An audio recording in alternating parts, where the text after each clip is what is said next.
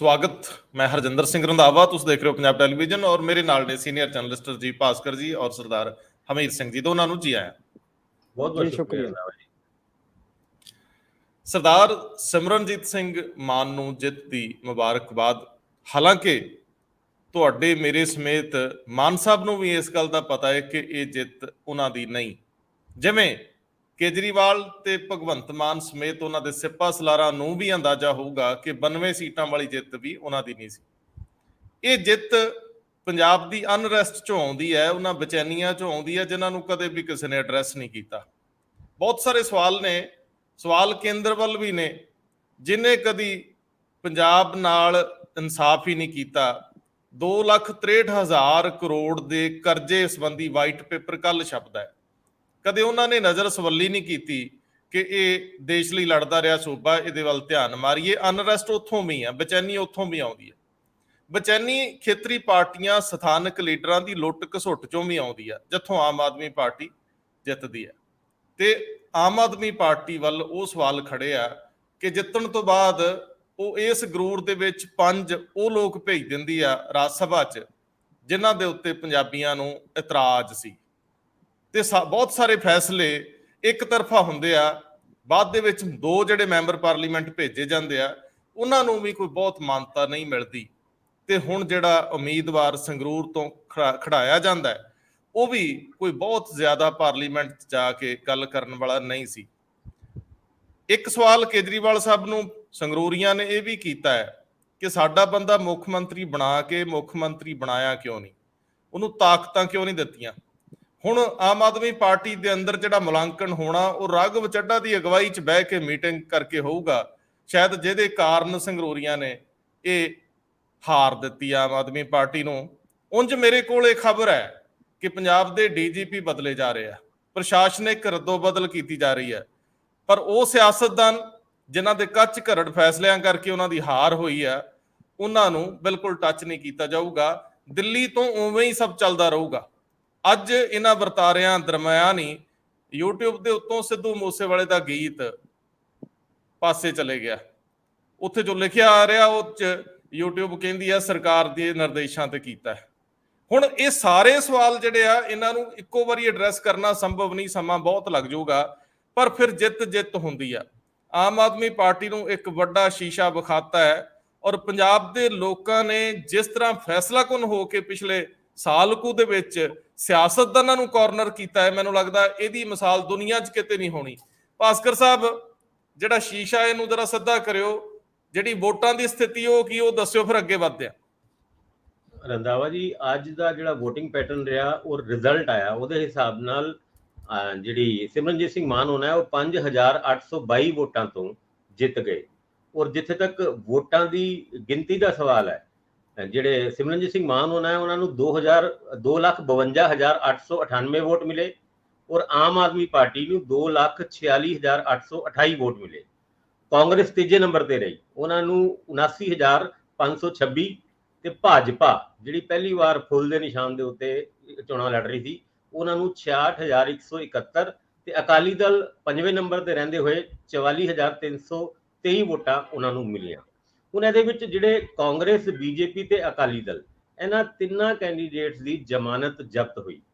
ਲੇਕਿਨ ਸਭ ਤੋਂ ਵੱਡੀ ਗੱਲ ਹੈਗੀ ਹੈ ਕਿ ਇਹ ਜਿਹੜੀ 9 ਕੌਂਸਟੀਚੁਐਂਸੀ ਸੀ ਸੰਗਰੂਰ ਦੇ ਵਿੱਚ, ਉਹਨਾਂ ਵਿੱਚੋਂ 2 ਮੰਤਰੀ ਬਿਲੋਂਗ ਕਰਦੇ ਸੀ। ਇੱਕ ਦਿੜਬੇ ਤੋਂ ਹਰਪਾਲ ਸਿੰਘ ਚੀਮਾ ਹੋਣਾ ਔਰ ਬਰਨਾਲੇ ਤੋਂ ਗੁਰਮੀਤ ਮੀਤ ਹੇਅਰ।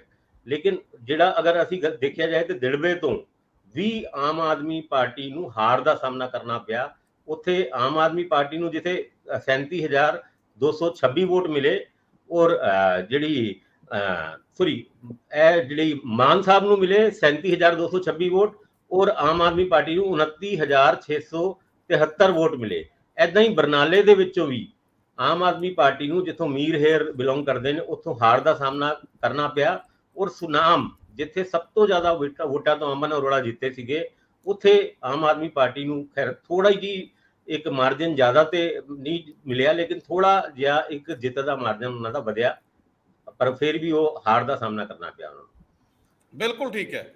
ਮੈਂ ਸਰਦਾਰ ਹਮੀਰ ਸਿੰਘ ਜੀ, ਜਦੋਂ ਇਹ ਦੇਖ ਰਿਹਾ ਕਿ ਅਕਾਲੀ ਦਲ ਦੇ ਸਾਹਮਣੇ ਵੀ ਸਵਾਲ ਹੋਣਗੇ, ਜਿੱਦਣ ਸੁਖਬੀਰ ਸਿੰਘ ਬਾਦਲ 22 ਵਾਲੀ ਹਾਰ ਤੋਂ ਬਾਅਦ ਅਸਤੀਫਾ ਦੇਣ ਲਈ ਕੋਰ ਕਮੇਟੀ ਵੱਲ ਵਧ ਰਹੇ ਸੀ ਤੇ ਰਾਹ 'ਚ ਉਹ ਬੰਟੀ ਰਮਾਣਾ, ਰੋਜ਼ੀ ਬਰਕੰਦੀ ਔਰ ਗਗਨ ਬਰਾੜ ਨਾਲ ਕਿਤੇ ਬੈਠਦੇ ਆ ਔਰ ਉੱਥੋਂ ਉਹ ਕਹਿੰਦੇ ਪ੍ਰਧਾਨ ਜੀ ਤੁਸੀਂ ਅਸਤੀਫਾ ਦਿਓਗੇ ਤੇ ਫਿਰ ਕੀ ਬਣੇਗਾ, ਤੇ ਪ੍ਰਧਾਨ ਸਾਹਿਬ ਮੂਡ ਬਦਲ ਲੈਂਦੇ ਆ। ਸਵਾਲ ਤਾਂ ਉਹਨਾਂ ਨੂੰ ਵੀ ਹੋਣਗੇ ਕਿ ਜੇ ਪ੍ਰਧਾਨ ਸਾਹਿਬ ਅਸਤੀਫਾ ਦੇ ਕੇ ਪ੍ਰੈਜ਼ੀਡੀਅਮ ਬਣਾ ਦਿੰਦੇ ਤੇ ਪ੍ਰੈਜ਼ੀਡੀਅਮ ਇਸ ਇਲੈਕਸ਼ਨ ਨੂੰ ਨਾ ਲੜ ਕੇ 24 ਦੀ ਤਿਆਰੀ ਦਾ ਹੋਕਾ ਦੇ ਦਿੰਦੀ, ਅੱਜ ਉਹਨਾਂ ਦੀ ਇੱਜ਼ਤ ਬਚ ਜਾਂਦੀ।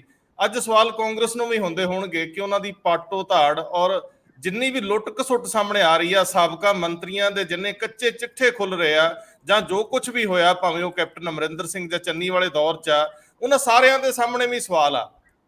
ਭਗਵੰਤ ਮਾਨ ਸਾਹਿਬ ਦੇ ਸਾਹਮਣੇ ਵੀ ਸਵਾਲ ਹੈ ਕਿ ਉਹ ਆਪਣੇ ਆਪ ਨੂੰ ਲੀਡਰ ਐਸਟੈਬਲਿਸ਼ ਕਰਨ ਦੇ ਵਿੱਚ ਨਾਕਾਮਯਾਬ ਹੋਏ। ਵੱਖ-ਵੱਖ ਮੌਕਿਆਂ ਦੇ ਉੱਤੇ ਉਹ ਨਿੱਠ ਕੇ, ਜਿੱਦਾਂ ਸਿੱਧੂ ਮੂਸੇਵਾਲੇ ਦੀ ਮੌਤ ਤੋਂ ਬਾਅਦ ਉਸੇ ਰਾਤ ਸਿੱਧੂ ਮੂਸੇਵਾਲੇ ਦੇ ਘਰ ਤੱਕ ਨਾ ਪਹੁੰਚ ਸਕਣਾ, 2 ਦਿਨ 3 ਦਿਨ ਚੁੱਪਧਾਰੀ ਰੱਖਣੀ, ਪ੍ਰਸ਼ਾਸਨਿਕ ਮਾਮਲਿਆਂ 'ਚ ਨਦਾਰਦ ਰਹਿਣਾ, ਬਹੁਤਾ ਨਜ਼ਰ ਨਾ ਆਉਣਾ, ਮੀਡੀਆ ਨੂੰ ਨਾ ਮਿਲਣਾ, ਬਹੁਤ ਖੁੱਲ ਕੇ ਹਿੱਕ ਠੋਕ ਕੇ ਲੋਕਾਂ ਪੰਜਾਬੀਆਂ ਦੇ ਪ੍ਰਗਟਾਏ ਵਿਸ਼ਵਾਸ ਨੂੰ ਮੋੜਵੇਂ ਰੂਪ ਦੇ ਵਿੱਚ ਫੈਸਲਾਕੁਨ ਹੋ ਕੇ ਨਾ ਦਿਖਾਉਣਾ, ਇਹ ਸਾਰੇ ਮਾਮਲੇ ਜਦੋਂ ਇਕੱਠੇ ਹੁੰਦੇ ਆ ਤਾਂ ਸਿਮਰਨਜੀਤ ਸਿੰਘ ਮਾਨ ਨਿਕਲਦੇ ਆ। ਹਾਲਾਂਕਿ ਸਿਮਰਨਜੀਤ ਸਿੰਘ ਮਾਨ ਨੂੰ ਵੀ ਪਤਾ ਕਿ ਇਹ ਜਿੱਤ ਸਦੀਵੀ ਹੈ ਨਹੀਂ, ਇਹ ਜਿੱਤ ਉਹਨਾਂ ਦੀ ਇਸ ਆਈਡੀਓਲੋਜੀ ਦੇ ਨਾਲ ਬਹੁਤੀ ਦੇਰ ਤੱਕ ਅੱਗੇ ਨਹੀਂ ਵਧਣੀ। ਇਹ ਬੇਚੈਨੀਆਂ, ਇਹ ਅਨਰੈਸਟ, ਇਹ ਸਾਰਾ ਕੁਝ ਅੱਗੇ ਜਾ ਕੇ ਕਿਸੇ ਹੋਰ ਰੂਪ ਚ ਐਡਰੈਸ ਹੋਣਾ ਹੈ। ਮੈਂ ਹੁਣ ਤੁਹਾਡੇ ਵੱਲ ਆਉਣਾ ਜੀ। ਬਿਲਕੁਲ ਇਹ ਇੰਟਰਸਟਿੰਗ ਇੱਕ ਚੋਣ ਨਤੀਜੇ ਨੇ। ਆਪਾਂ ਜਦੋਂ ਵੀ ਚਰਚਾ ਕਰਦੇ ਰਹੇ ਹਾਂ ਲਗਾਤਾਰ ਕਿ ਇਹ ਚੋਣ ਨਤੀਜੇ ਭਾਵੇਂ ਕੇਂਦਰ ਦੀ ਸਰਕਾਰ ਜਾਂ ਸੂਬੇ ਦੀ ਸਰਕਾਰ ਤੇ ਤੁਰੰਤ ਤਾਂ ਕੋਈ ਅਸਰ ਨਹੀਂ ਪਾਉਂਦੇ, ਪਰ ਇਹਦੇ ਸੰਕੇਤ ਬਹੁਤ ਵੱਡੇ ਨੇ। ਜੇਕਰ ਆਪਾਂ ਦੇਖਿਆ ਜਾਏ ਕਿ ਭਵਿੱਖ ਦੇ ਵਿੱਚ ਪੰਜਾਬ ਦੀ ਸਿਆਸਤ ਦੇ ਵਿੱਚ ਇਹ ਬੜੀਆਂ ਵੱਡੀਆਂ ਤਬਦੀਲੀਆਂ ਦਾ ਇੱਕ ਰਾਹ ਦੇਖਦੇ। ਇੱਕ ਗੱਲ ਤਾਂ ਇਹ ਦਾ ਸਭ ਤੋਂ ਵੱਡਾ ਸੰਕੇਤ ਹੈ ਕਿ ਪੰਜਾਬੀਆਂ ਦੀ ਜੈਨੂਅਨ ਲੀਡਰਸ਼ਿਪ ਤੇ ਜੈਨੂਅਨ ਪੋਲੀਟੀਕਲ ਪਾਰਟੀ ਦੀ ਤਲਾਸ਼ ਅਜੇ ਖਤਮ ਨਹੀਂ ਹੋਈ। ਉਹ ਅਜੇ ਲੱਭ ਰਹੇ ਨੇ ਕਿਤੋਂ ਨਾ ਕਿਤੋਂ, ਅਜੇ ਟੈਂਪਰੇਰੀ ਫੈਸਲੇ ਲੈ ਰਹੇ ਨੇ। ਜਦੋਂ ਵੀ ਵੋਟਾਂ ਆਉਂਦੀਆਂ ਨੇ ਉਹ ਕਿਸੇ ਨੂੰ ਤਾਂ ਪਾਉਣੀ ਹੁੰਦੀ ਹੈ, ਪਾ ਦਿੰਦੇ ਨੇ। ਐਤਕੀ ਇੱਕ ਨਾਰਾਜ਼ਗੀ ਇਹ ਵੀ ਦੇਖੀ ਗਈ ਕਿ ਵੋਟ ਪਰਸੈਂਟੇਜ ਹੀ ਮੈਨੂੰ ਲੱਗਦਾ ਇਤਿਹਾਸ 'ਚ 30-35 ਸਾਲਾਂ ਸਭ ਤੋਂ ਘੱਟ ਰਹੀ ਹੈ। ਮਤਲਬ 45% ਦੇ ਕਰੀਬ ਤੁਸੀਂ ਖੜ ਗਏ ਹੋ ਵੋਟ ਪਰਸੈਂਟੇਜ ਆ ਕੇ ਉਸ ਪੱਧਰ ਦੇ ਉੱਤੇ। ਉਹਦੇ 'ਚੋਂ ਵੀ ਉਦਾਸੀਨਤਾ ਵੀ ਨਜ਼ਰ ਆਉਂਦੀ ਹੈ ਇੱਕ, ਤੇ ਇੱਕ ਵਰਗ ਲਈ ਇਸ ਲਈ ਨਜ਼ਰ ਆਉਂਦੀ ਹੈ ਕਿ ਅਜੇ ਤਲਾਸ਼ ਖਤਮ ਨਹੀਂ ਹੋਈ। ਦੂਜੀ ਗੱਲ ਇਹਦੇ ਵਿੱਚ ਇਹ ਗੱਲ ਹੈ ਕਿ ਜਿਹੜੀਆਂ ਸਥਾਪਿਤ ਟ੍ਰੈਡੀਸ਼ਨਲ ਪਾਰਟੀਆਂ ਸੀ ਉਹਨਾਂ ਦਾ ਤਾਂ ਤੁੱਕਾ ਲੱਗਣ ਦੀ ਸੰਭਾਵਨਾ ਲਗਭਗ ਨਹੀਂ ਹੈ ਪਹਿਲਾਂ ਤੋਂ ਵੀ, ਚਾਹੇ ਉਹ ਪਿਛਲੀ ਅਸੈਂਬਲੀ ਇਲੈਕਸ਼ਨ ਸੀ ਚਾਹੇ ਇਹ ਇਲੈਕਸ਼ਨ ਹੈ। ਇਹਦੇ 'ਚ ਜਿਹੜਾ ਮਾੜਾ ਮੋਟਾ ਰਿਵਾਈਵਲ ਹੁੰਦਾ ਨਾ, ਕਿ ਕੁਝ ਨਾ ਕੁਝ ਚਿੰਨ੍ਹ ਹੁੰਦੇ ਨੇ ਇਹੋ ਜਿਹੇ ਕਿ ਆਪਾਂ ਅੱਗੇ ਵੱਧ ਜਾਾਂਗੇ। ਜਿਵੇਂ ਸ਼੍ਰੋਮਣੀ ਅਕਾਲੀ ਦਲ ਦਾ ਸਵਾਲ ਹੈ, ਜਿਵੇਂ ਈਵਨ ਕਾਂਗਰਸ ਦਾ ਸਵਾਲ ਹੈ, ਜਾਂ ਬੀਜੇਪੀ ਦਾ ਵੀ ਆਪਣਾ ਜੋ ਸਵਾਲ ਹੈ, ਜੋ ਉਹਨੂੰ ਲੱਗ ਰਿਹਾ ਸੀ ਕਿ ਸ਼ਾਇਦ ਮੈਂ ਇੰਨੀਆਂ ਵੋਟਾਂ ਤਾਂ ਜ਼ਰੂਰ ਲੈ ਜਾ, ਮੇਰਾ ਪੈਨ ਘੱਟੋ ਘੱਟ ਸੰਗਰੂਰ ਕੰਸਟੀਚੁਐਂਸੀ 'ਚ ਇਹ ਲੱਗੇ ਕਿ ਆਪਾਂ ਆ ਗਏ ਹਾਂ ਕਿਤੇ ਨਾ ਕਿਤੇ, ਜ਼ਮਾਨਤਾਂ ਜ਼ਬਤ ਹੋ ਜਾਣੀਆਂ। ਮਤਲਬ ਵੱਡੀਆਂ ਪਾਰਟੀਆਂ ਦੀ ਇਹ ਕੋਈ ਲੌਜਿਕ ਜੋ ਮਰਜ਼ੀ ਦੇਈ ਜਾਵੇ ਕਿ ਅਸੀਂ ਪਹਿਲੀ ਵਾਰ ਲੜੇ, ਦੂਜੀ ਵਾਰ ਲੜੇ, ਇੰਨਾ ਕੁ ਹੋ ਗਿਆ, ਉਹ ਇੱਕ ਅਲੱਗ ਗੱਲ ਹੈ। ਤੇ ਇੱਕ ਹੋਰ ਗੱਲ ਜਿਹੜਾ ਇਮੋਸ਼ਨਲ ਇੱਕ ਗੱਲ ਤੇ ਅਕਾਲੀ ਦਲ ਨੇ ਖੇਡਿਆ ਸੀ ਇੱਕ ਪੱਤਾ, ਵੀ ਚਲੋ ਇਸੇ ਤੇ ਹੀ ਆਪਾਂ ਸਿਆਸਤ ਕਰ ਲੈਂਦੇ ਆ, ਬੰਦੀ ਸਿੰਘਾਂ ਦੀ ਰਿਹਾਈ ਤੇ। ਮੇਰਾ ਖਿਆਲ ਹੈ ਲੋਕਾਂ ਨੇ ਕ੍ਰੈਡਿਟ ਉਧਰਲੇ ਪਾਸੇ ਨਹੀਂ ਜਾਣ ਦਿੱਤਾ। ਉਹਦੇ ਲਈ ਵੀ ਜਿਹੜਾ ਗੁਣਾ ਹੈ ਉਹ ਸਿਮਰਜੀਤ ਸਿੰਘ ਮਾਨ ਵਾਲੀ ਡਿੱਗ ਗਿਆ, ਵੀ ਚਲੋ ਉਹ ਲਗਾਤਾਰ ਗੱਲ ਕਰਦੇ ਨੇ। ਜੇਕਰ ਇਸ ਇਹਦੇ ਚ ਜੇ ਮੈਨੂੰ ਇੱਕ ਲਾਈਨ ਐਡ ਕਰਨ ਦਿਓ ਤੁਹਾਡੀ ਗੱਲ ਨੂੰ, ਜੇ ਮੈਂ ਐਵੇਂ ਲਵਾਂ ਕਿ ਬੰਦੀ ਸਿੱਖਾਂ ਦੇ ਮੁੱਦੇ, ਪੰਥਕ ਅਪਰੋਚ ਜਿਹੜੀ ਹੈ ਉਹਨੂੰ ਲੋਕਾਂ ਨੇ ਮੁੜ ਕੇ ਉਭਾਰਿਆ, ਔਰ ਉਭਾਰਿਆ ਮੁੱਦੇ ਨੂੰ ਆ, ਪਰ ਪਰਸਨੈਲਿਟੀਜ਼ ਦੇ ਵਿੱਚੋਂ ਮੁੱਦੇ ਨੂੰ ਉਭਾਰ ਕੇ ਸਿਮਰਨਜੀਤ ਮਾਨ ਦੇ ਹੱਕ 'ਚ ਮੁੱਦੇ ਤੇ ਵੋਟ ਪੈ ਗਈ। ਲੇਕਿਨ ਇੱਕ ਸਵਾਲ ਹੋਰ ਵੀ ਆ, ਖਿਜੇ ਹੋਏ ਲੋਕਾਂ ਨੇ ਵੋਟ ਕੀਤਾ, ਜਾਂ ਜਿਹੜੇ ਕੁਝ ਲੋਕ ਖਿਜੇ ਹੋਏ ਵੋਟ ਪਾਉਣ ਨਹੀਂ ਆਏ, ਤੇ ਜਿਹੜੇ ਖਿਜੇ ਹੋਏ ਵੋਟ ਪਾਉਣ ਆਏ ਆ ਉਹਨਾਂ ਨੇ ਸੱਤਾ ਦੀਆਂ ਸਾਰੀਆਂ ਵੰਨਗੀਆਂ ਨੂੰ ਫਿਰ ਰੱਦ ਕੀਤਾ ਹੈ, ਤੇ ਸਿਮਰਨਜੀਤ ਸਿੰਘ ਮਾਨ ਦੇ ਹੱਕ ਦੇ ਵਿੱਚ ਖਿਜ ਕੇ ਗੁੱਸੇ 'ਚ ਵੋਟ ਪਾਈ ਹੈ, ਗੁੱਸੇ 'ਚ ਪਈ ਵੋਟ ਹੈ, ਤੇ ਵੋਟ ਪਰ ਮੁੱਦੇ ਤੇ ਪਈ ਆ। ਪੰਥਕ ਇੱਕ ਖਾਸਾ ਜਿਉਂਦਾ, ਜੇ ਇਹਨੂੰ ਮੈਂ ਕਹਿ ਲਾਂ, ਇਹਨੂੰ ਅੱਗੇ ਵਧਾ ਦਿਓ। ਨਹੀਂ ਬਿਲਕੁਲ, ਇਹਦੇ 'ਚ ਜਦੋਂ ਆਪਾਂ ਅੱਗੇ ਗੱਲ ਕਰਦੇ ਹਾਂ ਉਸ ਸਾਰੇ ਮਾਮਲੇ ਦੇ ਵਿੱਚ ਕਿ ਨੈਸ਼ਨਲ ਪਾਰਟੀਆਂ ਆਲਰੇਡੀ ਪਿੱਛੇ ਚਲੀਆਂ ਗਈਆਂ। ਜਿਹੜੀ ਰੀਜਨਲ ਪਾਰਟੀ ਦਾ ਸਕੋਪ ਖੇਤਰੀ ਪਾਰਟੀ ਦਾ ਪੰਜਾਬ 'ਚ ਸੀ ਉਹ ਅਜੇ ਤੱਕ ਵਜੂਦ 'ਚ ਨਹੀਂ ਹੈ। ਸ਼੍ਰੋਮਣੀ ਅਕਾਲੀ ਦਲ 24 ਸਾਲ ਬੀਜੇਪੀ ਦਾ ਪਿਛਲੱਗ ਦੇ ਤੌਰ ਤੇ ਚੱਲਿਆ, ਇਸੇ ਕਰਕੇ 100 ਸਾਲ ਪੁਰਾਣੀ ਪਾਰਟੀ ਜਿਹੜੀ ਕੁਰਬਾਨੀਆਂ ਵਾਲੀ ਪਾਰਟੀ ਹੈ। ਐਮਰਜੈਂਸੀ 'ਚ 19 ਮਹੀਨੇ ਮੋਰਚਾ ਲਾਇਆ, ਪੰਜਾਬੀ ਸੂਬੇ ਦੀ ਮੰਗ ਦੇ ਆਧਾਰ ਤੇ ਕਿੰਨੇ ਵਾਰ ਜੇਲ੍ਹਾਂ ਕੱਟੀਆਂ। ਉਹ ਪਾਰਟੀ ਲਗਾਤਾਰ ਗਿਰਾਵਟ 'ਚ ਹੈ ਕਿਉਂਕਿ ਉਹ ਪੰਜਾਬ ਦੀ ਉਸ ਤਰ੍ਹਾਂ ਦੀ ਨੁਮਾਇੰਦਗੀ ਕਰਦੀ ਨਜ਼ਰ ਨਹੀਂ ਆ ਰਹੀ ਜਿਹੜੇ ਉਹਦੇ ਖੇਤਰੀ ਮੁੱਦੇ ਸੀ। ਚਾਹੇ ਸਿੱਧੂ ਮੂਸੇਵਾਲੇ ਦਾ ਗੀਤ ਕੀ ਹੈ, ਸਵਾਈ ਹੈ ਲੋ, ਖੇਤਰੀ ਮੁੱਦੇ ਦੀ ਉਹ ਇੱਕ ਪੁਆਇੰਟ ਹੈ ਉਹ, ਜਿਹੜਾ ਬਾਕੀ ਦੇ ਸਵਾਲ ਨੇ, ਜਿਹੜੇ ਪਾਣੀਆਂ ਦੀ ਵੰਡ ਦਾ ਸਵਾਲ ਹੈ, ਪੰਜਾਬੀ ਬੋਲਦੇ ਇਲਾਕਿਆਂ ਦਾ ਸਵਾਲ ਹੈ, ਚੰਡੀਗੜ੍ਹ ਦਾ ਸਵਾਲ ਹੈ, ਫੈਡਰਲਿਜ਼ਮ ਦੇ ਫੈਡਰਲ ਸਟਰਕਚਰ ਦਾ ਜਿਹੜਾ ਇੱਕ ਸਵਾਲ ਹੈ, ਉਹ ਸਾਰੇ ਸਵਾਲ ਸੀਗੇ, ਉਹਨਾਂ ਨੂੰ ਐਡਰੈਸ ਕਰਦਾ ਕੋਈ ਨਜ਼ਰ ਨਹੀਂ ਆਇਆ। ਔਰ ਇਸੇ ਕਰਕੇ ਅਜੇ ਵੀ ਜਿਹੜੀ ਮੈਂ ਤਲਾਸ਼ ਦੀ ਗੱਲ ਕਰਦਾ ਕਿ ਇੱਕ ਖੇਤਰੀ ਪਾਰਟੀ ਦੀ ਤਲਾਸ਼ ਜਿਹੜੀ ਹੈ ਪੰਜਾਬ ਦੇ ਵਿੱਚੋਂ, ਜਿਹੜੀ ਜੈਨੂਅਨ ਖੇਤਰੀ ਪਾਰਟੀ, ਸਾਈਜ਼ ਦੇ ਤੌਰ ਤੇ ਨਹੀਂ ਕਿ ਉਹ ਪੰਜਾਬ ਦੀ ਹੈ, ਮੁੱਦਿਆਂ ਦੇ ਤੌਰ ਤੇ, ਉਹਦੇ ਸਰੋਕਾਰਾਂ ਦੇ ਤੌਰ ਤੇ, ਉਹਦੇ ਵਿਰਾਸਤ ਦੇ ਨਾਲ ਜੁੜੀ ਹੋਈ, ਉਹਦੇ ਨਾਲ ਸਾਂਝ ਪਾਉਂਦੀ ਹੋਈ ਕੋਈ ਪਾਰਟੀ ਨਹੀਂ ਦੇਖੀ। ਇਸ ਕਰਕੇ ਮਾਨ ਸਾਹਿਬ ਵੱਲ ਗੁਣਾ ਪੈ ਗਿਆ ਵੀ ਚਲੋ ਹੋਰਾਂ ਨਾਲੋਂ ਤਾਂ ਜਿਹੜੇ ਖੜੇ ਕੈਂਡੀਡੇਟ ਨੇ ਉਹਨਾਂ ਚੋਂ ਹੀ ਦੇਖਣਾ ਨਾ, ਲੋਕਾਂ ਨੇ ਵੋਟ ਤਾਂ ਉਹਨਾਂ ਚੋਂ ਹੀ ਪਾਉਣੀ ਹੈ, ਕਿਸੇ ਨੂੰ ਜਿਹੜੇ ਵੀ ਅਵੇਲੇਬਲ। ਜਿਵੇਂ ਪਹਿਲਾਂ ਆਮ ਆਦਮੀ ਪਾਰਟੀ ਨੂੰ ਪੈ ਗਈ, ਲੋਕਾਂ ਨੇ ਕਿਹਾ ਵੀ ਆਹ ਤਾਂ ਰੱਦ ਕਰੋ ਜਿਹੜੇ ਪੁਰਾਣੇ ਨੇ ਸਾਰੇ। ਆਮ ਆਦਮੀ ਪਾਰਟੀ ਨੇ ਕਿਹਾ ਇੱਕ ਮੌਕਾ ਦੇ ਦਿਓ, ਕੋਈ ਅਪਰੋਚ ਨਹੀਂ ਸੀ ਬਹੁਤ ਵੱਡੀ, ਲੋਕਾਂ ਨੇ ਕਿਹਾ ਚੱਲ ਇਹਨਾਂ ਨੂੰ ਵੀ ਦੇਖ ਹੀ ਦੇਖ ਲਓ, ਹੁਣ ਵੀ ਇੱਕ ਮੌਕਾ ਵੀ ਦੇਖ ਲਾਂਗੇ ਜੋ ਕਰਦੇ ਨੇ। ਇਹਦੇ ਚੋਂ ਆਮ ਆਦਮੀ ਪਾਰਟੀ ਲਈ ਵੀ ਇੱਕ ਮੈਸੇਜ ਹੈ, ਤੇ ਮੇਰਾ ਖਿਆਲ ਹੈ ਬਾਕੀ ਦੀਆਂ ਧਿਰਾਂ ਲਈ ਵੀ ਇੱਕ ਬੜਾ ਕਲੀਅਰ ਮੈਸੇਜ ਹੈ ਕਿ ਪੰਜਾਬ ਦਾ ਜਿਹੜਾ ਮਾਈਂਡ ਸੈਟ ਹੈ ਜਾਂ ਉਹਦੇ ਜਿਹੜੇ ਸਰੋਕਾਰ ਨੇ, ਜਦੋਂ ਬਾਰ-ਬਾਰ ਪੰਜਾਬੀ ਬੰਦੇ ਕਹਿੰਦੇ ਰਹੇ ਨੇ ਕਿ ਦਿੱਲੀ ਔਰ ਪੰਜਾਬ ਇੱਕ ਨਹੀਂ ਹੈ, ਪੰਜਾਬ ਹੋਰ ਚੀਜ਼ ਹੈ ਤੇ ਦਿੱਲੀ ਹੋਰ ਚੀਜ਼ ਹੈ, ਪੰਜਾਬ ਦੀਆਂ ਸੰਵੇਦਨਾਵਾਂ ਹੋਰ ਨੇ, ਪੰਜਾਬ ਦੇ ਮੁੱਦੇ ਹੋਰ ਨੇ, ਇਹ ਕੇਵਲ ਤੇ ਕੇਵਲ ਗਵਰਨੈਂਸ ਦਾ ਮੁੱਦਾ ਨਹੀਂ, ਇਹ ਕੇਵਲ ਤੇ ਕੇਵਲ ਵਿਦਿਆ ਤੇ ਮਿਊਨਿਸਪਲ ਕਮੇਟੀ ਦੇ ਕੁਝ ਕੰਮ ਕਰਨ ਦਾ ਮੁੱਦਾ ਨਹੀਂ ਹੈ, ਇਹਦੇ ਚ ਕੰਪਲੈਕਸ ਮੁੱਦੇ ਨੇ, ਉਹਨਾਂ ਨੂੰ ਸਮਝਣ ਦਾ ਜਿਹੜਾ ਇੱਕ ਕੁਐਸਚਨ ਹੈ। ਔਰ ਅੱਜ ਮੈਨੂੰ ਲੱਗਿਆ ਆਮ ਆਦਮੀ ਪਾਰਟੀ ਨੇ ਜਿਹੜੀ ਇੱਕ ਪ੍ਰੈਸ ਕਾਨਫਰੰਸ ਕੀਤੀ ਹੈ, ਜੇ ਮੈਂ ਉਹਦੇ ਜ਼ਿਕਰ ਕਰਾਂ ਤਾਂ ਇੱਕ ਹੋਰ ਸੰਕੇਤ ਵੀ ਆਮ ਆਦਮੀ ਪਾਰਟੀ ਲਈ ਇਹਦੇ ਚ। ਉਹਨਾਂ ਨੇ ਇਹ ਕਿਹਾ, ਦੇਖੋ ਜੀ ਦਿੱਲੀ ਦੀ ਉਦਾਹਰਨ ਦਿੱਤੀ ਵੀ ਅਸੀਂ ਨਾ 2014 ਚ ਦਿੱਲੀ ਦੀਆਂ 7 ਸੀਟਾਂ ਹਾਰ ਗਏ, 2015 ਚ ਫੇਰ ਆ ਗਏ, ਇਸੇ ਤਰ੍ਹਾਂ 2019 ਚ ਅਸੀਂ ਹਾਰ ਗਏ ਪਾਰਲੀਮੈਂਟ ਦੀਆਂ ਸਾਰੀਆਂ ਦਿੱਲੀ ਦੀਆਂ, ਤੇ 2020 ਚ ਦਿੱਲੀ ਚ ਫੇਰ ਆ ਗਏ। ਇਹਦਾ ਮਤਲਬ ਆਮ ਆਦਮੀ ਪਾਰਟੀ ਨੂੰ ਫਿਰ ਦਿੱਲੀ ਦਾ ਸਟਰਕਚਰ ਕੀ ਹੈ? ਦਿੱਲੀ ਕਹਿੰਦੀ ਹੈ, ਦਿੱਲੀ ਦਾ ਵੋਟਰ ਕਹਿੰਦਾ ਉੱਪਰ ਮੋਦੀ ਹੇਠਾਂ ਕੇਜਰੀਵਾਲ ਸਾਨੂੰ ਮਨਜ਼ੂਰ ਹੈ।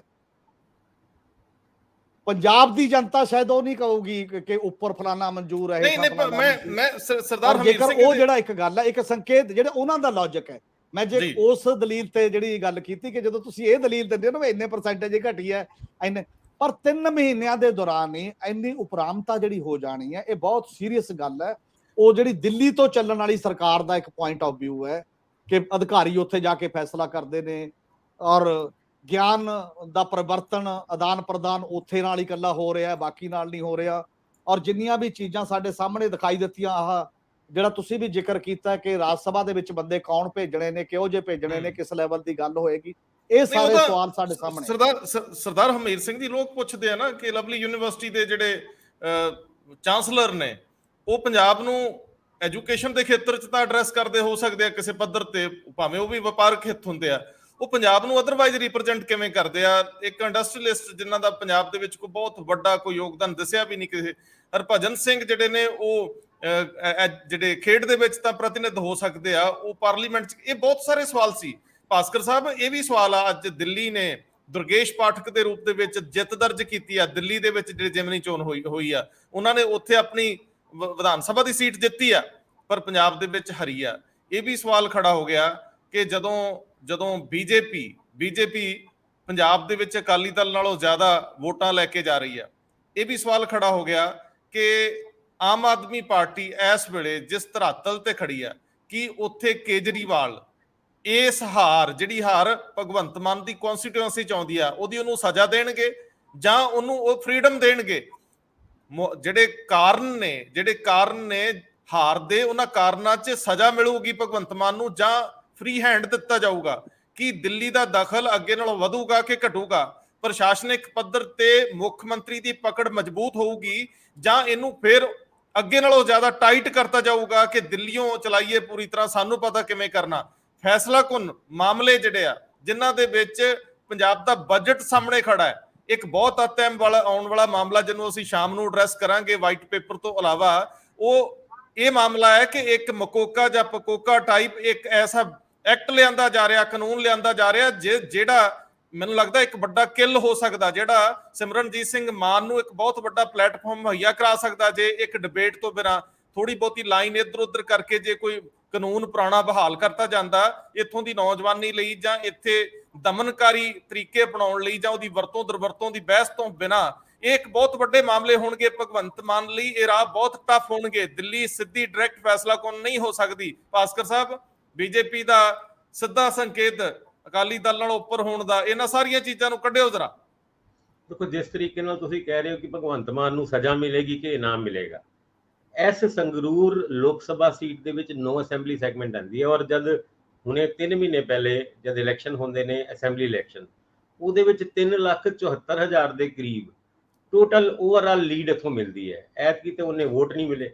ਹੁਣ ਜਿੱਥੇ ਤੱਕ ਭਗਵੰਤ ਮਾਨ ਉਹਨਾਂ ਨੂੰ ਉਹਨਾਂ ਦੀ ਆਪ ਦੀ ਕਨਸਟੀਚੁਐਂਸੀ ਜਿਹਦੇ ਵਿੱਚ ਉਹ 2 ਵਾਰ ਜਿੱਤ ਕੇ ਆਏ ਸੀਗੇ, ਉੱਥੇ ਗੱਡੀ ਦੇ ਸਾਈਡ ਦੇ ਵਿੱਚ ਲਟਕਣ ਤੋਂ ਮਜਬੂਰ ਕਰਤਾ ਸੀਗਾ। ਤੁਸੀਂ ਦੇਖਿਆ ਹੋਵੇਗਾ ਜਿਸ ਤਰੀਕੇ ਨਾਲ ਰੂਫਟੌਪ ਤੋਂ ਕੇਜਰੀਵਾਲ ਉਹਨਾਂ ਨਿਕਲੇ ਸੀਗੇ ਔਰ ਮੁੱਖ ਮੰਤਰੀ ਸਾਡੇ ਭਗਵੰਤ ਮਾਨ ਸਾਹਿਬ ਉਹ ਗੱਡੀ ਦੇ ਸਾਈਡ ਤੇ ਲਟਕੇ ਪਏ ਸੀਗੇ।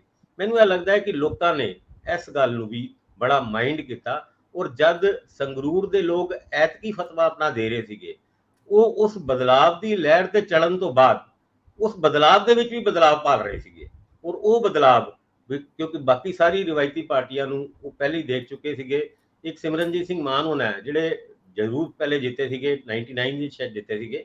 ਉਸ ਤੋਂ ਬਾਅਦ ਲਗਾਤਾਰ ਇੱਕ ਕਵਾਇਦ ਸੀ ਜੀ ਚੱਲ ਰਹੀ ਸੀਗੀ ਕਿ ਐਤਕੀ ਅਕਾਲੀ ਦਲ ਨੂੰ ਵੀ ਸਬਕ ਸਿਖਾਉਣਾ ਹੈ ਤੇ ਹੋਰ ਰਿਵਾਇਤੀ ਪਾਰਟੀਆਂ ਨੂੰ ਵੀ ਕੋਈ ਵੱਡਾ ਹੁੰਗਾਰਾ ਨਹੀਂ ਦੇਣਾ। ਉਹਦਾ ਹੀ ਰਿਜ਼ਲਟ ਹੈ ਕਿ ਤਿੰਨੋਂ ਰਿਵਾਇਤੀ ਪੋਲੀਟੀਕਲ ਪਾਰਟੀਆਂ ਕਹੀਏ ਜਾਂ ਨੈਸ਼ਨਲ ਪਾਰਟੀਆਂ ਕਹੀਏ, ਉਹਨਾਂ ਦੀ ਜ਼ਮਾਨਤ ਜ਼ਬਤ ਹੋਈ ਔਰ ਮੇਨ ਲੜਾਈ ਜਿਹੜਾ ਸ਼ੁਰੂ ਤੋਂ ਬਣ ਕੇ ਚੱਲ ਰਹੇ ਸੀਗੇ ਸਿਮਰਨਜੀਤ ਸਿੰਘ ਮਾਨ ਔਰ ਆਮ ਆਦਮੀ ਪਾਰਟੀ ਦੇ ਵਿੱਚ ਹੋਏਗੀ।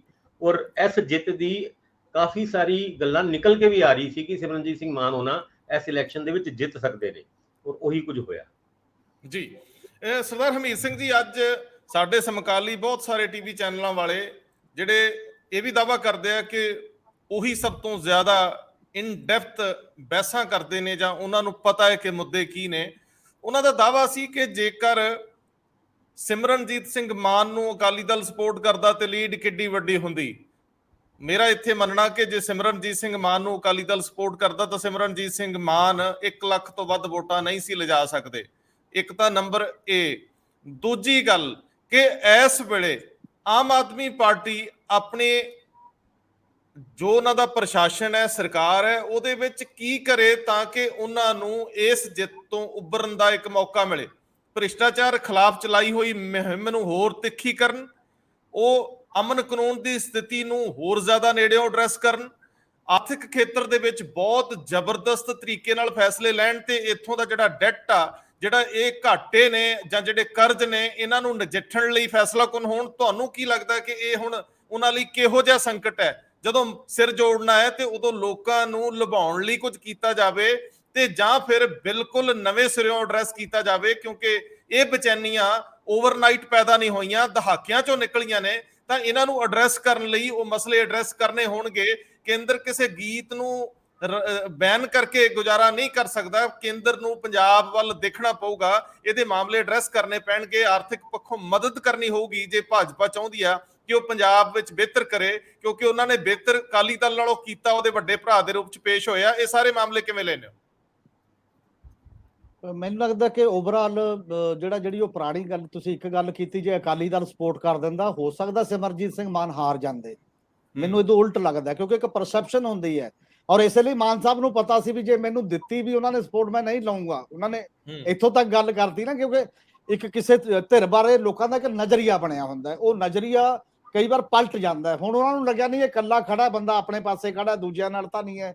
ਤੇ ਜਿਹਨੂੰ ਉਹ ਲਬੇੜੂ ਰਾਜਨੀਤੀ ਦਾ ਜਿਹੜਾ ਇੱਕ ਤਰੀਕਾਕਾਰ ਹੈ ਨਾ ਵੀ ਉਧਰ ਤਾਂ ਨਹੀਂ ਜਾ ਰਿਹਾ, ਚਲੋ ਠੀਕ ਹੈ ਜੀ ਆਪਾਂ ਵੋਟ ਪਾ ਸਕਦੇ ਹਾਂ। ਦੂਜਾ ਜਿਹੜਾ ਸਵਾਲ ਹੈ ਆਮ ਆਦਮੀ ਪਾਰਟੀ ਦੇ ਮਾਮਲੇ ਦੇ, ਇੱਕ ਤਾਂ ਚੀਜ਼ਾਂ ਇਹ ਹੈਗੀਆਂ ਨੇ, ਚਲੋ ਇੱਕ ਗੱਲ ਨੂੰ ਤਾਂ ਮੇਨ ਲੈ ਕੇ ਚੱਲ ਰਹੇ ਨੇ ਕਿ ਐਂਟੀ ਕਰਪਸ਼ਨ ਅਸੀਂ ਉਹਦੇ ਤੇ ਆਏ ਹਾਂ ਔਰ ਉਹ ਜਵਾਬਦੇਹ ਔਰ ਟਰਾਂਸਪੇਰੈਂਟ ਤਰੀਕੇ ਨਾਲ ਜਾਰੀ ਮੇਰੇ ਖਿਆਲ ਰਹੂਗੀ। ਉਹ ਤਾਂ ਲੂਜ ਇਹਨਾਂ ਨੂੰ ਨਹੀਂ ਕਰਨਾ ਚਾਹੀਦਾ ਉਸ ਮਾਮਲੇ 'ਚ, ਪਰ ਉਹ ਲੱਗੇ ਕਿ ਸਾਰਿਆਂ ਲਈ ਨਿਰਪੱਖ ਹੋ ਰਹੀ ਹੈ, ਕਿਤੇ ਐ ਨਾ ਹੋ ਜੇ ਜਿਹੜਾ ਇੱਕ ਪਹਿਲਾਂ ਇੱਕ ਡਰ ਦਾ ਮਾਹੌਲ ਵੀ ਸੀ, ਕੋਈ ਬੰਦਾ ਬੀਜੇਪੀ 'ਚ ਚਲਾ ਗਿਆ ਉਹਨੂੰ ਨਹੀਂ ਛੇੜੋਗੇ, ਕੋਈ ਇੱਧਰ ਉੱਧਰ ਕਿਸੇ ਹੋਰ ਕਾਰਨ ਕਰਕੇ ਉਹ ਸਕੈਂਡਲ ਨਹੀਂ ਛੇੜੋਗੇ। ਕਈ ਤੁਹਾਡੇ ਹੀ ਰਾਜ ਸਭਾ ਦੇ ਮੈਂਬਰ ਬਣਨ ਦੇ ਨਾਲ ਜੁੜੇ ਹੋਏ ਸਕੈਂਡਲ ਵੀ ਵਿੱਚ ਬੈਠੇ ਹੋਏ ਨੇ, ਕਿਸੇ ਨਾ ਕਿਸੇ ਢੰਗ ਨਾਲ ਜੁੜੇ ਹੋਏ ਨੇ, ਉਹਨੂੰ ਨਹੀਂ ਛੇੜੋਗੇ। ਜੇ ਤਾਂ ਉਵੇਂ ਕਰੋਗੇ ਫਿਰ ਤਾਂ ਉਹ ਬੀਜੇਪੀ ਸਟਾਈਲ ਹੀ ਹੋ ਜਾਏਗੀ ਐਂਟੀ ਕਰਪਸ਼ਨ ਮੁਹਿੰਮ। ਤੇ ਜੇਕਰ ਮਤਲਬ ਇਮਾਨਦਾਰੀ ਨਾਲ ਠੀਕ ਤਰੀਕੇ ਨਾਲ ਸਭ ਦੀ ਹੁੰਦੀ ਹੈ ਤਾਂ ਉਹ ਫਾਇਦਾ ਦੇਗੀ ਇੱਕ ਹੱਦ ਤੱਕ, ਪਰ ਉਦੋਂ ਵੀ ਜ਼ਿਆਦਾ ਜਿੰਨਾ ਰੁਜ਼ਗਾਰ ਦੇ ਸਵਾਲ ਹੱਲ ਕਰਨੇ ਨੇ, ਜਿੰਨੇ ਇਹ law and order the situation ਦੀ ਹੱਲ ਕਰਨਾ, ਉਦੋਂ ਵੱਡਾ ਮੈਨੂੰ ਇਹ ਲੱਗਦਾ ਇੱਕ ਨਜ਼ਰਿਆਤੀ ਗੱਲ ਹੈ, ਦ੍ਰਿਸ਼ਟੀਕੋਣ ਦੀ ਗੱਲ ਹੈ ਪੰਜਾਬ ਨੂੰ ਸਮਝਣ ਦੀ। ਪੰਜਾਬ ਦੇ ਜਜ਼ਬੇ ਨੂੰ ਸਮਝਣ ਦੀ, ਪੰਜਾਬ ਦੀ ਜਿਹੜੀ ਬਣੀ ਹੋਈ ਇੱਕ ਖਸਲਤ ਹੈ ਉਹਨੂੰ ਮਹਿਸੂਸ ਕਰਨ ਦੀ। ਉਹਦੇ ਲਈ ਇਹ ਹੈ ਕਿ ਫੋਟੋ ਵੀ ਬਹੁਤ ਕੁਝ ਦੱਸਦੀ ਹੁੰਦੀ ਹੈ। ਸ਼ਹੀਦ ਭਗਤ ਸਿੰਘ ਤੇ ਡਾਕਟਰ ਅੰਬੇਦਕਰ ਸਤਿਕਾਰਤ ਨੇ, ਦੋ ਫਿਗਰਾਂ, ਪਰ ਸਿੱਖ ਗੁਰੂਆਂ ਦੀ ਫੋਟੋ ਗਾਇਬ ਹੋਣ ਦੇ ਨਾਲ ਮਤਲਬ ਸਿੱਖੀ ਪੰਜਾਬ ਵਸਦਾ ਗੁਰਾਂ ਦੇ ਨਾਂ ਤੇ ਉਹ ਵਿਵਹਾਰ, ਉਹ ਈਡੀਅਮ ਜਿਹੜਾ ਹੈ ਉਹ ਗਾਇਬ ਰਹੇਗਾ ਇਸ ਪੋਲਿਟਿਕਸ ਤੋਂ 100%। ਮੇਰਾ ਨਹੀਂ ਖਿਆਲ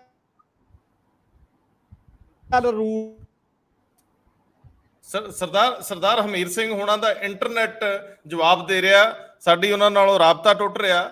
ਮੈਂ ਭਾਸਕਰ ਸਾਹਿਬ ਜਿਹੜੀ ਇਸੇ ਗੱਲ ਨੂੰ ਅੱਗੇ ਵਧਾਉਣਾ ਚਾਹੂੰਗਾ। ਨੋ ਡਾਊਟ ਮੈਂ ਜਦੋਂ ਇਹ ਗੱਲ ਕਹਿ ਰਿਹਾ ਸੀਗਾ ਕਿ ਸਾਡੇ ਸਮਕਾਲੀ ਇਸ ਤਰ੍ਹਾਂ ਸੋਚ ਰਹੇ ਸੀ ਵੀ ਜੇ ਸਿਮਰਨਜੀਤ ਸਿੰਘ ਮਾਨ ਦੇ ਹੱਕ 'ਚ ਬੀਬੀ ਕਮਲਦੀਪ ਬੈਠ ਜਾਂਦੇ ਤਾਂ ਇਹ ਜਿੱਤ ਦਾ ਮਾਰਜਨ ਵੱਡਾ ਹੁੰਦਾ, ਲੇਕਿਨ ਅਸੀਂ ਸੋਚਦੇ ਹਾਂ ਕਿ ਇਹਦੇ ਨਾਲ ਉਹਨਾਂ ਦੀ ਹਾਰ ਯਕੀਨੀ ਸੀ। ਜਿਵੇਂ ਸਰਦਾਰ ਹਮੀਰ ਸਿੰਘ ਹੁਣੀ ਮੁੜੀ ਆਏ ਆ। ਸਰਦਾਰ ਸਾਹਿਬ ਆਪਣੀ ਗੱਲ ਪੂਰੀ ਕਰ ਲਓ। ਤੁਸੀਂ ਠੀਕ ਕਹਿ ਰਹੇ ਹੋ ਕਿ ਉਹ ਈਡੀਐਮ ਇਗਨੋਰ ਕਰਨਾ ਔਖਾ ਹੈ। ਕੱਲ ਉਹ ਪੰਜਾਬ ਲਈ ਉਹ ਮੁਸ਼ਕਲ ਕੰਮ ਹੈ।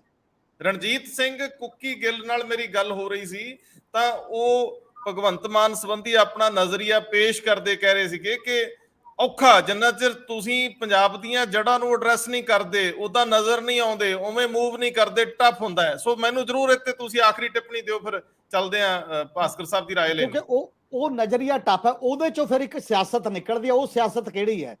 ਉਹ ਸਿਆਸਤ ਹੈ ਵੱਖ-ਵੱਖ ਪਛਾਣਾਂ ਦੀ, ਵੱਖ-ਵੱਖ ਸੱਭਿਆਚਾਰਾਂ ਦੀ, ਵੱਖ-ਵੱਖ ਬੋਲੀਆਂ ਦੀ ਬਰਾਬਰ ਦੀ ਕਦਰ। ਉਹ ਕਦਰ ਦੀ ਸਿਆਸਤ ਫੈਡਰਲਿਜ਼ਮ ਦੀ ਸਿਆਸਤ ਹੈ। ਉਹ ਸੈਂਟਰਲਾਈਜੇਸ਼ਨ ਦੀ ਸਿਆਸਤ ਨਹੀਂ ਹੈ। ਉਹ ਫੈਡਰਲਿਜ਼ਮ ਦੀ ਸਿਆਸਤ ਇੱਕ ਅਲੱਗ ਨਜ਼ਰੀਆ ਦਿੰਦੀ ਹੈ ਕੰਟਰੀ ਦੇ ਵਿੱਚ। ਸਾਡੇ ਦੇਸ਼ 'ਚ ਜੇ ਸਿਆਸਤ ਨੂੰ ਇੱਕ ਗੱਲ 'ਚ ਬੰਨਣਾ ਹੋਵੇ, ਇਸ ਸਮੇਂ ਦੋ ਧਾਰਾਵਾਂ ਨੇ। ਇੱਕ ਉਹ ਧਿਰ ਹੈ ਜਿਹੜੀ ਕਹਿੰਦੀ ਹੈ ਕਿ ਦੇਸ਼ ਮਜ਼ਬੂਤ ਕਰੋ ਸੈਂਟਰਲਾਈਜੇਸ਼ਨ ਦੇ ਨਾਲ, ਇੱਕ ਲੀਡਰ ਮਜ਼ਬੂਤ ਹੋਵੇ ਉੱਪਰ ਤੇ ਇੱਕੋ ਪਾਰਟੀ ਹੋਵੇ। ਤੇ ਦੂਜੀ ਧਾਰਾ ਉਹ ਪਹਿਲਾਂ ਕਾਂਗਰਸੇ ਕਰਦੀ ਰਹੀ ਤੇ ਬੀਜੇਪੀ ਹੁਣ ਕਰ ਰਹੀ ਹੈ।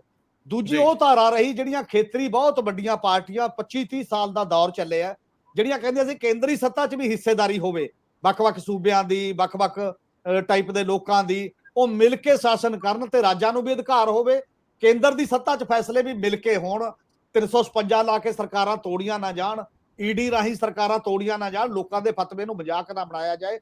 ਉਸ ਧਾਰਾ 'ਚੋਂ ਪੰਜਾਬ ਦਾ ਜਿਹੜਾ ਮਜ਼ਾਕ ਦੂਜੀ ਤਰ੍ਹਾਂ ਨਾਲ ਖੜਾ ਹੈ, ਜਿਹੜੀ ਨੂੰ ਅੱਜ ਕੱਲ ਮਮਤਾ ਬੈਨਰਜੀ, ਜਿਹੜੀ ਨੂੰ ਅੱਜ ਕੱਲ ਸਟਾਲਨ, ਜਿਹੜੀ ਨੂੰ ਵੱਖ-ਵੱਖ ਲੋਕ ਰਿਪਰੈਜ਼ੈਂਟ ਕਰਦੇ ਨਜ਼ਰ ਆ ਰਹੇ ਨੇ। ਕੀ ਆਮ ਆਦਮੀ ਪਾਰਟੀ ਉਧਰ ਜਾਏਗੀ ਨਹੀਂ ਜਾਏਗੀ, ਇਹ ਉਹਨਾਂ ਤੇ ਡਿਪੈਂਡ ਕਰੇਗਾ। ਇਸ ਤੋਂ ਬਾਅਦ ਜੀ ਭਾਸਕਰ ਸਾਹਿਬ, ਇਹ ਜਿਹੜੀ ਗੱਲ ਮੈਂ ਪਹਿਲਾਂ ਵੀ ਤੁਸੀਂ ਐਡਰੈਸ ਨਹੀਂ ਕਰ ਪਾਏ ਉਹਨੂੰ, ਜਾਂ ਉਧਰ ਧਿਆਨ ਤੁਹਾਡਾ ਨਹੀਂ ਗਿਆ। ਬੀਜੇਪੀ ਵੋਟ ਪ੍ਰਤੀਸ਼ਤ ਵਧਾਉਂਦੀ ਆ, 9% ਤੋਂ ਉੱਪਰ ਚਲੇ ਜਾਂਦੇ, 10 ਨੂੰ ਟੱਚ ਕਰਦੇ ਨਜ਼ਰ ਆ ਰਹੇ ਸੀ। ਅਕਾਲੀ ਦਲ 7 ਤੋਂ ਥੱਲੇ ਰਹਿ ਗਿਆ, 6.5 ਦੇ ਆਸ-ਪਾਸ, 6.5 ਤੋਂ ਵੀ ਥੱਲੇ ਰਹਿ ਗਿਆ। ਹੁਣ 24 ਲਈ ਬੀਜੇਪੀ ਦੀ ਰਣਨੀਤੀ ਕੁਝ ਵੱਖਰੀ ਹੋਊਗੀ। ਬਾਜਵਾ ਸਾਹਿਬ ਜਦੋਂ ਵਿਧਾਨ ਸਭਾ ਦੇ ਵਿੱਚ ਇਹ ਕਹਿੰਦੇ ਨੇ ਕਿ ਭਗਵੰਤ ਮਾਨ ਤੇ ਇਹ ਲੋਕ ਜ਼ਿੰਮੇਵਾਰ ਨੇ ਸਾਡੀ ਕਾਂਗਰਸ ਨੂੰ ਨੁਕਸਾਨ ਪਹੁੰਚਾਉਣ ਦੇ, ਕਿਉਂਕਿ ਇਹ ਕਹਿੰਦੇ ਨੇ ਵੀ ਅਸੀਂ ਬੰਦਾ ਜਦੋਂ ਫੜਨਾ ਸੀ ਤੇ ਇਹ ਸੋਚ ਕੇ ਫੜਦੇ ਆ ਵੀ ਇਹ ਨਾ ਹੋਵੇ ਦਿਨ ਚੜੇ ਨੂੰ ਉਹ ਕਿਸੇ ਬੀਜੇਪੀ ਵੱਲ ਚੱਲ ਜੇ।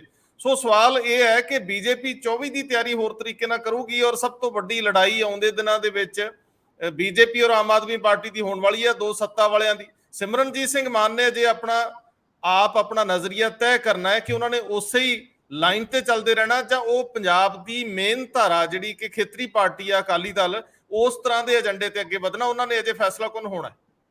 ਦੇਖੋ 5 ਪਾਰਟੀਆਂ ਇਸ ਇਲੈਕਸ਼ਨ ਦੇ ਵਿੱਚ ਸੀਗੀ, 5 ਵਿੱਚੋਂ 2 ਨੂੰ ਛੱਡ ਕੇ ਤਿੰਨ ਪਾਰਟੀਆਂ ਕਿਸੇ ਨਾ ਕਿਸੇ ਤਰੀਕੇ ਨਾਲ ਇਸ ਰਿਜ਼ਲਟ ਤੋਂ ਖੁਸ਼ ਨੇ।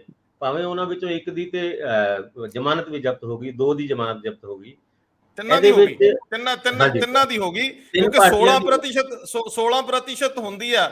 1/6 ਦਾ ਮੈਂ ਪੜ੍ਹ ਰਿਹਾ ਸੀਗਾ ਉਹਨਾਂ ਦੀ ਵੈਬਸਾਈਟ ਚੋਣ ਕਮਿਸ਼ਨ ਦੀ, ਕਿ ਤੁਹਾਨੂੰ 16% ਮੇਰੇ ਖਿਆਲ ਵੋਟਾਂ ਲੈਣੀਆਂ ਹੁੰਦੀਆਂ। ਕਿਉਂ ਹਮੀਰ ਸਿੰਘ ਜੀ, ਇਹ ਇੰਜ ਹੀ ਹੈ ਨਾ? ਜੀ 1/6 ਦਾ ਜਿਹੜਾ ਮਾਮਲਾ 1/6 ਲੈਣੀਆਂ ਨੇ, ਉਹਦਾ ਪਰਸੈਂਟੇਜ ਕੱਢ ਲਓ ਤੇ ਲਗਭਗ ਉਹ 16% ਹੋ ਜਾਂਦਾ। ਸਿਮਰਨਜੀਤ ਸਿੰਘ ਮਾਨ ਉਹਨਾਂ ਨੂੰ ਮਿਲਦੇ ਨੇ ਇਸ ਇਲੈਕਸ਼ਨ ਦੇ ਵਿੱਚ 35.61% ਔਰ 34.79, ਯਾਨੀ 34.79 ਆਪ ਨੂੰ ਮਿਲਦੇ ਨੇ। ਕਾਂਗਰਸ ਨੂੰ 11.21 ਤੇ ਬੀਜੇਪੀ ਨੂੰ 9.33 ਤੇ ਅਕਾਲੀ ਦਲ ਨੂੰ 6.25। ਇਹਦੇ ਵਿੱਚ ਤੁਸੀਂ ਇਹ ਦੇਖੋ ਕਿ ਜਦ ਇਲੈਕਸ਼ਨ ਚੱਲ ਰਹੇ ਸੀਗੇ ਤੇ ਇੱਕ WhatsApp ਤੇ ਕੁਝ ਹੋਰ ਵੀ ਚੱਲ ਰਿਹਾ ਸੀਗਾ। ਉਹ ਕਹਿੰਦੇ ਜੀ ਦੇਖੋ ਮਾਨ ਦਾ ਮੁਕਾਬਲਾ, ਯਾਨੀ ਸਿਮਰਨਜੀਤ ਸਿੰਘ ਮਾਨ ਦਾ ਮੁਕਾਬਲਾ ਆਪ ਨਾਲ ਹੈ, ਕਾਂਗਰਸ ਦਾ ਬੀਜੇਪੀ ਦੇ ਨਾਲ ਹੈ ਤੇ ਅਕਾਲੀ ਦਲ ਦਾ ਨੋਟਾ ਦੇ ਨਾਲ ਹੈ। ਯਾਨੀ ਬੜੀ ਫਸਵੀਂ ਲੜਾਈ ਲੜ ਰਹੇ ਨੇ, ਉਹ ਨੋਟਾਂ ਨਾਲ ਲੜ ਰਹੇ ਨੇ ਅਕਾਲੀ ਦਲ ਦਾ 5ਵੇਂ ਨੰਬਰ ਤੇ ਆਣਾ ਉਹ ਆਪਣੇ ਆਪ ਵਿੱਚ ਜਿਹੜੀ ਪੰਥਕ ਪਾਰਟੀ ਜਾਂ ਪੰਥਕ ਮੁੱਦਿਆਂ ਦੇ ਉੱਤੇ ਚੜ ਕੇ ਅਕਾਲੀ ਦਲ ਆਪਣਾ ਰਿਵਾਈਵਲ ਭਾਲ ਰਹੀ ਸੀ, ਮੈਨੂੰ ਇਹ ਲੱਗਦਾ ਹੈ ਕਿ ਉਹਨਾਂ ਨੂੰ ਆਪਣੀ ਰਣਨੀਤੀ ਚੇਂਜ ਕਰਨੀ ਪਏਗੀ। ਜਿਸ ਰਣਨੀਤੀ ਦੇ ਕਰਕੇ ਉਹ ਕਹਿੰਦੇ ਸੀਗੇ ਕਿ ਮਾਨ ਸਾਹਿਬ ਤੁਸੀਂ ਬੈਠ ਜਾਓ, ਸਾਨੂੰ ਸਪੋਰਟ ਕਰ ਦਿਓ, ਅਗਲੀ ਵਾਰ ਤੁਹਾਨੂੰ ਕਰਨਗੇ, ਉਹ ਹੁਣ ਇਹ ਕਹਿਣ ਜੋਗਾ ਵੀ ਨਹੀਂ ਰਹੇ। ਔਰ ਅੱਗੇ ਚੱਲ ਕੇ ਜੇ ਮਾਨ ਸਾਹਿਬ ਆਪਣਾ ਕੋਈ ਪਾਲਿਸੀ ਜਾਂ ਪੰਥਕ ਮੁੱਦਿਆਂ ਦੇ ਉੱਤੇ, ਜਿਨ੍ਹਾਂ ਮੁੱਦਿਆਂ ਦੇ ਉੱਤੇ ਪੰਜਾਬ ਦਾ ਡਿਵੀਜ਼ਨ ਨਾ ਹੋਏ, ਉਹਨਾਂ ਮੁੱਦਿਆਂ ਤੇ ਅਗਰ ਅੱਗੇ ਵਧਦੇ ਨੇ ਤੇ ਪੰਥਕ ਪੋਲਿਟਿਕਸ ਦੇ ਵਿੱਚ ਇੱਕ ਬਹੁਤ ਵੱਡਾ ਸਥਾਨ ਪ੍ਰਾਪਤ ਕਰ ਸਕਦੇ ਨੇ ਮਾਨ ਸਾਹਿਬ। ਹੁਣ ਦੇਖਦੇ ਹਾਂ ਕਿ ਉਹ ਕਿਹੜੀ ਪਾਲਿਸੀ ਅਪਣਾਉਂਦੇ ਨੇ। ਬੀਜੇਪੀ ਦੀ ਤੁਸੀਂ ਗੱਲ ਕੀਤੀ, ਬੀਜੇਪੀ ਦਾ ਪਹਿਲੀ ਵਾਰ ਹੋਇਆ ਹੈ ਕਿ ਸੰਗਰੂਰ ਵਰਗਾ ਕਨਸਟੀਚੁਐਂਸੀ ਜਿਹਦੇ ਵਿੱਚ 1800 ਦੇ ਕਰੀਬ ਬੂਥ ਲੱਗੇ ਸੀ, ਔਰ ਹਰ ਬੂਥ ਦੇ ਵਿੱਚ ਬੀਜੇਪੀ ਦਾ ਆਪਣਾ ਉੱਥੇ ਇੱਕ ਜਿਹੜਾ ਬਾਹਰ ਟੈਂਟ ਜਿਹਾ ਲੱਗਿਆ ਹੁੰਦਾ ਐਤਕੀ ਲੱਗਿਆ ਸੀਗਾ। ਔਰ ਅਗਰ ਬੀਜੇਪੀ ਨੂੰ ਅਕਾਲੀ ਦਲ ਤੋਂ ਵੱਧ ਵੋਟ ਮਿਲੇ ਨੇ ਤੇ ਬੀਜੇਪੀ ਆਪਣੇ ਆਪ ਵਿੱਚ, ਕਿਉਂਕਿ ਪੰਥਕ ਪੋਲਿਟਿਕਸ ਦੇ ਉੱਤੇ ਹਮੇਸ਼ਾ ਤੋਂ ਬੀਜੇਪੀ ਇਹ ਮੰਨ ਕੇ ਚੱਲਦੀ ਸੀ ਕਿ ਅਕਾਲੀ ਦਲ ਦੇ ਨਾਲ ਜੁੜੇ ਰਹਿਣ ਕਰਕੇ ਸਾਨੂੰ ਸਾਡੀ ਜਿੱਤ ਪ੍ਰਾਪਤ ਹੁੰਦੀ ਹੈ, ਪਰ ਆਪਣੇ ਦਮ ਤੇ ਅਕਾਲੀ ਦਲ ਤੋਂ ਅੱਗੇ ਨਿਕਲਣਾ ਉਹਨਾਂ ਵਾਸਤੇ ਇੱਕ ਵਜ੍ਹਾ ਮਿਲ ਗਈ ਕਿ ਸਾਡੀ ਪੋਲਿਟਿਕਸ ਦਾ ਰਿਵਾਈਵਲ ਜਾਂ ਸਰਵਾਈਵਲ ਪੰਜਾਬ ਦੇ ਵਿੱਚ ਹੋ ਸਕਦਾ ਹੈ। 2024 ਦੇ ਵਿੱਚ ਬੀਜੇਪੀ ਆਪਣੀ ਇੱਕ ਰਣਨੀਤੀ ਬਣ ਕੇ ਉਭਰੇਗੀ, ਕਿਉਂਕਿ ਇਸ ਇਲੈਕਸ਼ਨ ਦੇ ਚੋਣ ਕੈਂਪੇਨ ਦੇ ਦੌਰਾਨ ਵੀ ਬੀਜੇਪੀ ਨੇ ਆਪਣੀ ਜਿੱਤ ਕਦੀ ਨਹੀਂ ਕਲੇਮ ਕੀਤੀ। ਉਹਨਾਂ ਨੇ ਇਹ ਕਿਹਾ ਕਿ ਇਸ ਇਲੈਕਸ਼ਨ ਦੇ ਵਿੱਚ ਆਪਣੀ ਸ਼ੁਰੂਆਤ ਕਰ ਰਹੇ ਹਾਂ ਤੇ 2024 ਦੇ ਵਿੱਚ ਬੀਜੇਪੀ ਸਭ ਤੋਂ ਵੱਡੀ ਪਾਰਟੀ ਵਜੋਂ ਉਭਰੇਗੀ ਪੰਜਾਬ ਦੇ ਵਿੱਚ। ਹੁਣ ਦੇਖੋ ਰਣਨੀਤੀ ਮੇਰੇ ਖਿਆਲ ਨਾਲ ਬੜੀ ਜਲਦੀ ਉਹ ਸਪਸ਼ਟ ਕਰ ਦੇਣਗੇ, ਪਰ ਆਮ ਆਦਮੀ ਪਾਰਟੀ ਵਾਸਤੇ ਫੇਸ ਸੇਵਿੰਗ ਬੜੀ ਔਖੀ ਹੈ, ਜਿੱਦਾਂ ਕਿ ਅਕਾਲੀ ਦਲ ਵਾਸਤੇ। ਅਕਾਲੀ ਦਲ 5ਵੇਂ ਨੰਬਰ ਤੇ ਰਹਿ ਕੇ ਜਿਸ ਤਰੀਕੇ ਨਾਲ ਆਪਣੀ ਪੋਲਿਟਿਕਸ ਨੂੰ ਸਰਵਾਈਵਲ ਵਾਸਤੇ ਡਿਫਿਕਲਟੀ ਮਹਿਸੂਸ ਕਰ ਰਿਹਾ ਹੈ, 3 ਮਹੀਨੇ ਦੇ ਵਿੱਚ ਹੀ ਆਮ ਆਦਮੀ ਪਾਰਟੀ ਦਾ ਗ੍ਰਾਫ ਇੰਨਾ ਥੱਲੇ ਆ ਜਾਣਾ, ਉਹ ਆਮ ਆਦਮੀ ਪਾਰਟੀ ਵਾਸਤੇ ਬੜਾ ਚਿੰਤਾ ਦਾ ਵਿਸ਼ਾ ਹੈ। ਮੈਨੂੰ ਇਹ ਲੱਗਦਾ ਹੈ ਕਿ ਬਹੁਤ ਸਾਰੇ ਚੇਂਜਸ ਕਰਨੇ ਪੈਣਗੇ।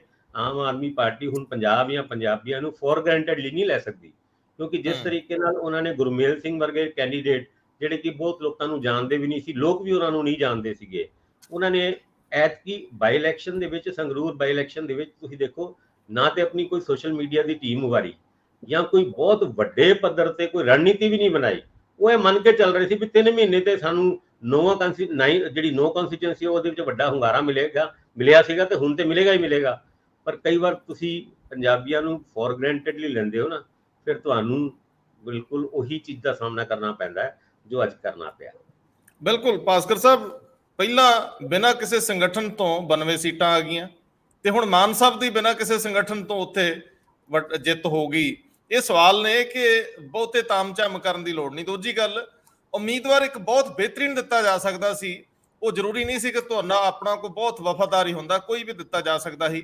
ਇਸੇ ਤਰ੍ਹਾਂ 7 ਤੇ ਇਹ ਇੱਕ 8 ਪਾਰਲੀਮੈਂਟ 'ਚ ਪੰਜਾਬ ਦੇ ਚੰਗੇ ਨੁਮਾਇੰਦੇ ਚਾਹੀਦੇ ਸੀ। ਅਸੀਂ ਸਰਦਾਰ ਹਮੀਰ ਸਿੰਘ ਇੱਥੇ ਇੱਕ ਲੰਬੀ ਚੌੜੀ ਬਹਿਸ ਵੀ ਕੀਤੀ, ਤੁਹਾਨੂੰ ਯਾਦ ਹੋਣਾ ਹੈ ਵੀ ਇਹ ਜਿਹੜੇ ਗੁਰਮੇਲ ਸਿੰਘ ਨੇ ਇਹ ਢੁਕਵੇਂ ਉਮੀਦਵਾਰ ਨਹੀਂ, ਇਹਦਾ ਖਮਿਆਜਾ ਭੁਗਤਣਾ ਪੈ ਸਕਦਾ। ਮੈਂ ਹੁਣ ਜਿਹੜੀ ਗੱਲ ਤੁਹਾਨੂੰ ਪੁੱਛਣੀ ਹੈ ਇਹ ਬੜੀ ਅਹਿਮ ਆ ਸਰਦਾਰ ਹਮੀਰ ਸਿੰਘ, ਆਖਰੀ ਗੱਲ ਆ ਤੇ ਆਖਰੀ ਸਵਾਲ ਆ ਕਿ ਭਗਵੰਤ ਮਾਨ ਹੁਣ ਮਜ਼ਬੂਤ ਹੋਣਗੇ ਜਾਂ ਉਹਨਾਂ ਦੇ ਡਰ ਵੱਧ ਜਾਣਗੇ?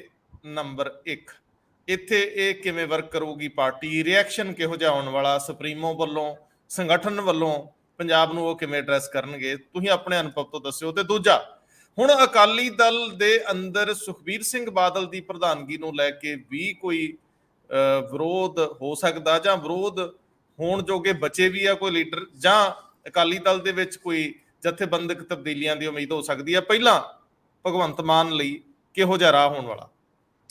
ਮੈਨੂੰ ਇਹ ਲੱਗਦਾ ਕਿ ਭਗਵੰਤ ਮਾਨ ਦਾ ਲੌਜਿਕ ਜਾਂ ਭਗਵੰਤ ਮਾਨ ਨਾਲ ਚੱਲਣ ਵਾਲੇ ਬੰਦਿਆਂ ਦਾ ਲੌਜਿਕ ਮਜ਼ਬੂਤ ਹੋ ਸਕਦਾ ਹੈ ਇਸ ਸਮੇਂ, ਜੇਕਰ ਉਹ ਅਸਰਟ ਕਰਨਗੇ ਪਾਰਟੀ ਦੇ ਅੰਦਰ ਕਿ ਦੇਖੋ ਨੁਕਸਾਨ ਹੋਇਆ, ਲੋਕਾਂ ਨੇ ਪਹਿਲਾਂ ਜਿਹੜੇ 5 ਬੰਦੇ ਚੁਣੇ ਆਪਾਂ, ਉਹਦੇ ਤੇ ਲੋਕਾਂ ਨੇ ਇਤਰਾਜ਼ ਕੀਤਾ।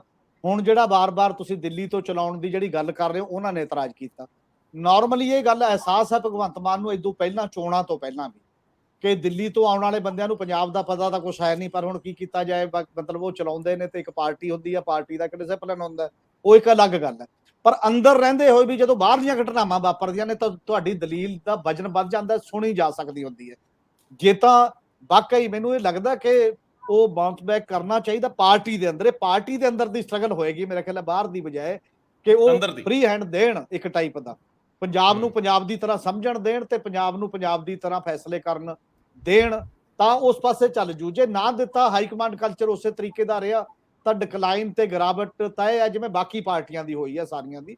ਔਰ ਈਵਨ ਕਾਂਗਰਸ ਵੀ ਹਾਈ ਕਮਾਂਡ ਕਲਚਰ ਨੇ ਹੁਣ ਤੱਕ ਲਿਆ ਕੇ ਜਿੱਥੇ ਛੱਡਤੀ ਹੈ ਪੰਜਾਬ 'ਚ ਆਪਣੇ ਸਾਹਮਣੇ ਹੈ, ਔਰ Akali Dal high command culture ਨੇ ਜਿੱਥੇ ਲਿਆ ਕੇ ਛੱਡਤਾ ਆਪਣੇ ਸਾਹਮਣੇ ਹੈ।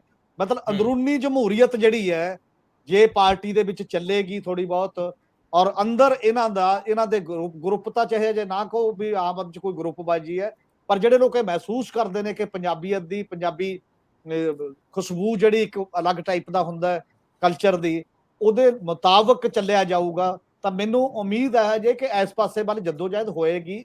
ਇਮੀਡੀਏਟ ਤਾਂ ਨਹੀਂ ਕੋਈ ਸਰੈਂਡਰ ਕਰਕੇ ਐਵੇਂ ਕੰਮ ਚੱਲੂਗਾ, ਜੇ ਸਰੈਂਡਰ ਕਰਨਗੇ ਤਾਂ ਚੱਲੂਗਾ। ਜਿਹੜਾ ਸੁਖਬੀਰ ਬਾਦਲ ਵਾਲਾ ਮਾਮਲਾ ਹੈ, ਸੁਖਬੀਰ ਸਿੰਘ ਬਾਦਲ ਪਹਿਲਾਂ ਹੀ ਸੰਕਟ 'ਚ ਹੈ, ਉਹਨਾਂ ਦੀ ਪ੍ਰਧਾਨਗੀ ਕੋਈ ਅੱਜ ਦੀ ਗੱਲ ਨਹੀਂ ਹੈ।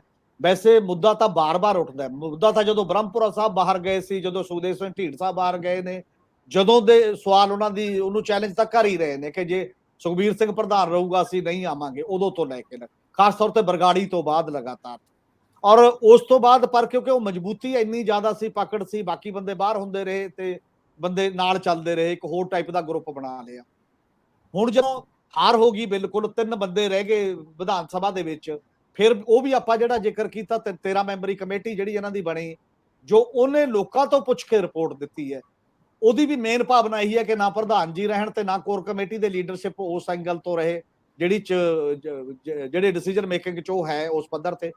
ਹੁਣ ਐਸ ਚੋਣ ਨੇ ਤਾਂ ਉਦੋਂ ਵੀ ਜ਼ਿਆਦਾ ਮਤਲਬ ਇਹ ਗੱਲ ਕਰਤੀ ਕਿ ਜੇ ਮਾੜਾ ਮੋਟਾ ਸੁਧਾਰ ਦੇ ਚਿੰਨ੍ਹ ਨਜ਼ਰ ਆਉਂਦੇ ਹੁੰਦੇ ਫਿਰ ਵੀ ਇੱਕ ਮੋਰਲੀ ਅਖਲਾਕੀ ਤੌਰ ਤੇ ਇੱਕ ਦਲੀਲ ਬਣ ਜਾਂਦੀ ਹੈ ਵੀ ਕੋਈ ਨਾ, ਫਿਕਰ ਨਾ ਕਰੋ। ਆਪਾਂ ਹੁਣ ਤਾਂ ਜਥੇਦਾਰ ਅਕਾਲ ਤਖਤ ਦੀ ਵੀ ਆਪਾਂ ਬਿਆਨ ਲੈ ਲਿਆ ਸੀ, ਐਸਜੀਪੀਸੀ ਨੂੰ ਵੀ ਆਪਾਂ ਇਕੱਠੇ ਕਰਾਉਣ ਦੀ ਕੋਸ਼ਿਸ਼ ਕਰ ਲਈ ਸੀ, ਬੰਦੀ ਸਿੰਘਾਂ ਦਾ ਇਮੋਸ਼ਨਲ ਮੁੱਦਾ ਵੀ ਲੈ ਲਿਆ ਸੀ, ਹੋਰ ਸਾਰਾ ਕੁਝ ਲੈ ਲਿਆ ਨਾ। ਇਦੋਂ ਬਿਨਾਂ ਹੋਰ ਕਿਹੜੀ ਆਪਸ਼ਨ ਹੈ?